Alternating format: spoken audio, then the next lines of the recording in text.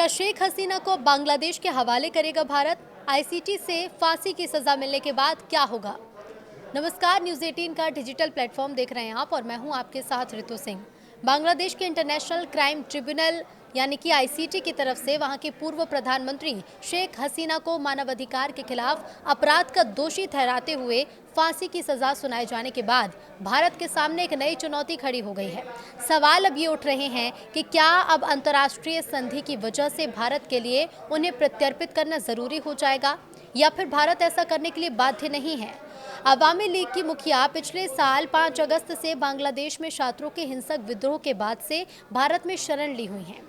बांग्लादेश के international crime tribunal की ओर से शेख हसीना को फांसी की सजा सुनाए जाने के बाद भारत के सामने पैदा हो रहे सवालों की पड़ताल करने से पहले बांग्लादेश के पूर्व पीएम के बेटे के रुख को देख लेते हैं।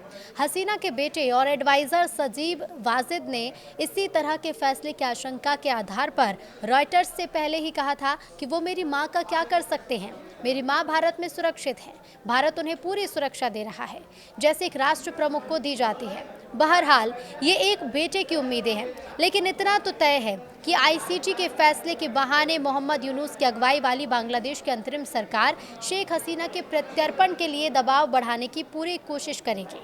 अब तक यूनुस सरकार भारत से ऐसा कह रही थी लेकिन औपचारिक अनुरोध से बचती रही है।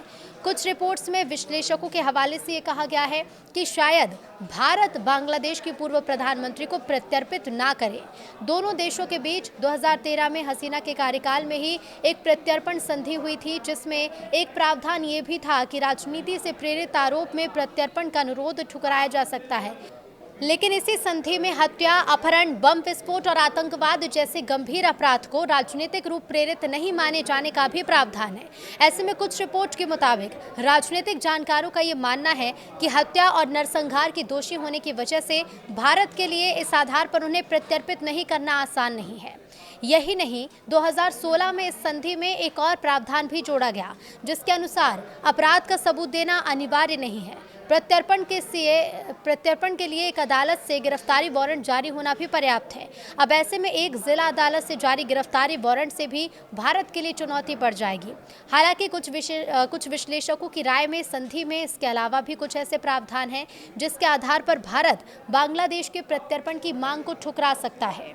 कुछ जानकारों का कहना है कि अगर आरोप न्यायिक प्रक्रिया के हित में नहीं है तो भी भारत प्रत्यर्पण से इनकार कर सकता है। यही नहीं, अगर आरोप सामाजिक अपराधों से जुड़े हैं और सीधे आपराधिक कानून के दायरे में नहीं आते हैं तो ऐसे अनुरोध को ठुकराया जा सकता है।